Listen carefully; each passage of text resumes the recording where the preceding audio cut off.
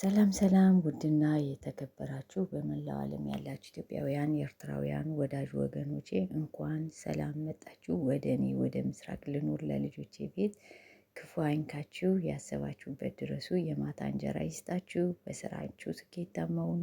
ያላገባችሁ ፈርሃ እግዚአብሔር ያደረበት ትዳር ይስጣችሁ፣ ያገባችሁ ፈርሃ እግዚአብሔር ያደረበት ትዳር ይስጣችሁ፣ ያድርግላችሁ። በልጅ ተባረኩ።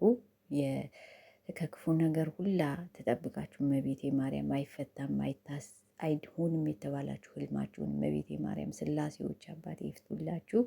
ዘራችሁ ይባረክ። ውድና የተከበራችሁ ቤተሰቦቼ እግዚአብሔር ያክብርልኝ። አዲስ የሆናችሁ ሰብስክራይብ በማድረግ ቤትውን ጀምሩት፣ ነባሮቹ ደግሞ ላይክ በማድረግ አግዙኝ ማለት ነው። ዛሬ የቆስጣ ጥቅም ነው ይዤላችሁ የመጣሁት። እንበላዋለን እንጂ ጥቅሙ ምንድን ነው የሚለውን ነው። ያው ብዙዎቻችን እንመገበዋለን ከምግብነት ምግብ እንዲያባላን እንጂ የምንበላቸው አትክልቶች በደንብ ሳይበስሉ እንደዚህ እንትናቸው እንትን ሳይል ጣዕማቸው ሳያልቅ ብንመገባቸው ጠበስ ጠበስ አድርገን የምንመገበው ምን ያህል ጥቅም እንዳለው ጥሩ ነው ብዬ ነው የማስበው።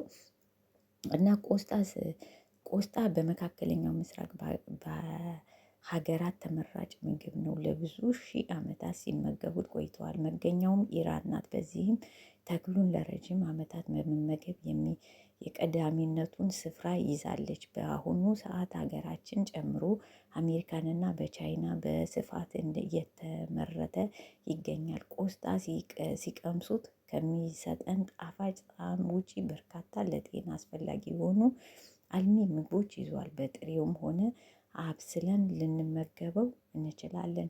ይሁንና ቆስጣ አብስለን ማስቀመጥ የለብንም። ከሰራነው በኋላ ወዲያውኑ መመገብ ይኖርብናል።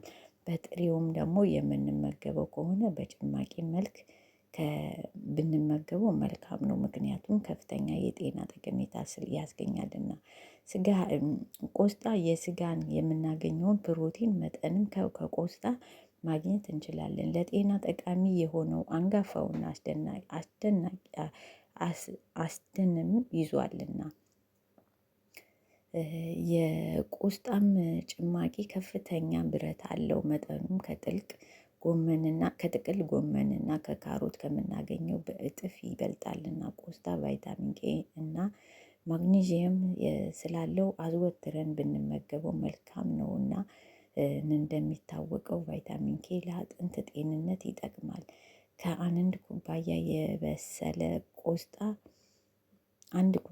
የበሰለ ቆስጣ 98 በመቶ የሚሆኑ በየቀኑ የሚያስፈልጉንን ቫይታሚን ኬ ስናገኝ 39 በመቶ ደግሞ ማግኒዚየም እናገኛለን። ቫይታሚን ኬ የሰውነት አጥንቶች እንዲጎለብቱ ያደርጋል። በተለይ ለሴቶች እጅግ ጠቀሜታ አለው። ምክንያቱም አብዛኛውን ጊዜ የአጥንት መሳሳት ችግር የሚያጋጥማቸው ሴቶች ናቸው።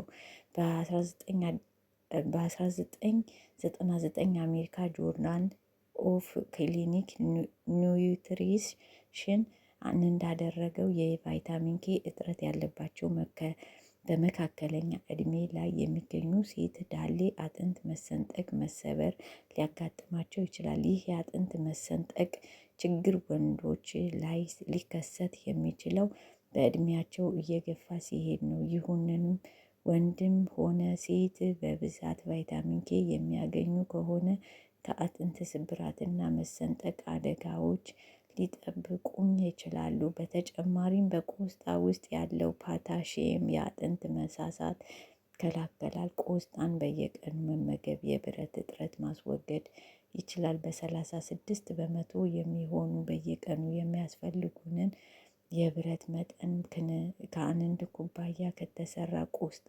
ልናገኘው እንችላለን። ቆስጣ ቫይታሚን ኬ የበለጸጉ ነው። ቫይታሚን ኤ ለሰውነት ህዋስ እድገት አስፈላጊ ነው። ፀጉራችን እንዲያድግና ወዙንም ጠብቆ እንዲቆይም ያደርጋል። ለዚህም የቆስጣ ጭማቂን መጠቀም ተመራጭ ነው። ቫይታሚን ኤ ዩሩቲዮድ ውህድ አለው። ይህም ውህድ ጸረ ፈንገስን በመሆኑ ቆዳ ላይ የሚወጣ ፈንገስ ያክማል።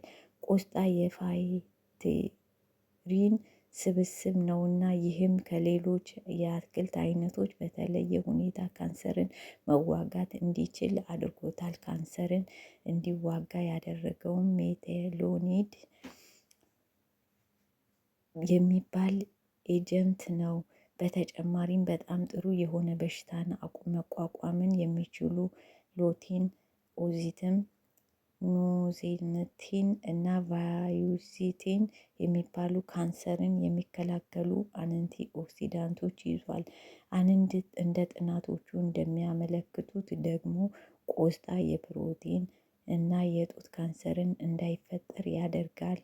በ1990ዎቹ መጀመሪያ አካባቢ የተደረገ ጥናት በበኩሉ እንዳጋነጠመው በሳምንት እንዳረጋገጠው በሳምንት ከሁለት ጊዜ በላይ ያልበሰለ ቆስጣ የምትመገቡ ሴቶች በጡት ካንሰር የመያዝ እድላችሁ አነስተኛ ነው ብሏል። ውድና እየተከበራችሁ ቤተሰቦቼ እንደው ጠቀሜታው ጥሩ እንደመሆኑ መጠን ላንብብላችሁ ብዬ ነው እንጂ እኔ ብዙውን ጊዜ ማለት ነው በቃ የማንበብ ልምድ ስላለኝ ፍላጎት ስላለኝ ደስ ስለሚለኝ ራሴን ሪላክስ ስለማድረግ በንባብ ማለት ነው ብዙ ነገሮችን ስለሚጠቅመኝ ራሴ አነባለሁ። ሳነብ ደግሞ ሲጠቅመኝ ለእናንተም ደግሞ ከአንዳንድ ከፌስቡክ ገጾች ከመጽሐፍቶች ከማገኛቸው ነገሮች ለእናንተ ይጠቅማቸዋል ብዬ ይዤላችሁ መጥቻለሁ። ምንድን ነው አሁን ከትላልቆች ይልቅ ምናልባት እኔን የምታዩኝ አንዳንድ አነስ አነስ ያላችሁ ዩቱበሮች መሆናችሁ ሰዎች ይሄን ጥቅም ታገኙበታላችሁ ብዬ ስለማስብ ነው ይዤላችሁ የምመጣው እንጂ ንባቡ በቂ ሆኜ ሙሉ ችሎታ ኖሮኝ ሳይሆን እግዚአብሔር ይመስገን። በነገራችን ላይ በጣም እግዚአብሔር ይመስገን ብዙ ሰው ሊጠቀምበት ይችላል ይሄንን ማለት ነው። ግዴታ ቆስጣ ጠቀሜታ አለው ለካንሰር፣ ለቫይታሚን ኬ ውስጥ አለው፣ ለአጥንት መሳሳት በካልሲየም ስላለው ለእንደዚህ ጥሩ ነው ብዬ ራሱ ከነገርኳችሁ ይህን ካወቃችሁ ራሱ በቂ ነው። እንግሊዘኛውን አስተካክዬም ባላነበው ማለት ነው። እና ውድና የተከበራችሁ ቤተሰቦቼ ይጠቅማችኋል ብዬ አስባለሁ። እንግዲህ ቪዲዮውን ከወደዳችሁት ላይክ እና አስተያየት ማድረጋችሁን አትስቱ። ብዙውን ጊዜ አይመቸኝም ለቅቄ ከመውጣት ሌላ ውስጡ ዞር ብዬ እንደ ድሮ አላይም። አንደኛ ጊዜ ስለሌለኝ ነው። ስልኬ በእጄ ላይ ስለማይሆን ነው። በተመቸኝ ቀን ለ3 ቀንም ለ2 ቀንም ኦንላይን እለቅና ትቼው እንትን እላለሁ ስለማይመቸኝ ነው።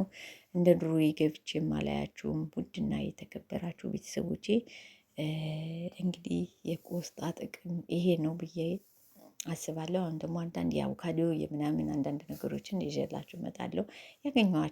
ያገኘኋቸውን ይጠቅማሉ ያልኩትን ለእኔ የማነባቸውን ለእናንተም አጋራችኋለሁ። እንግዲህ ላይክ ማድረጋችሁን አትርሱ። አዲስ የሆናችሁ ሰብስክራይብ እያደረጋችሁ አግዙኝ። ከልብ አመሰግናለሁ። እግዚአብሔር ያክብርልኝ።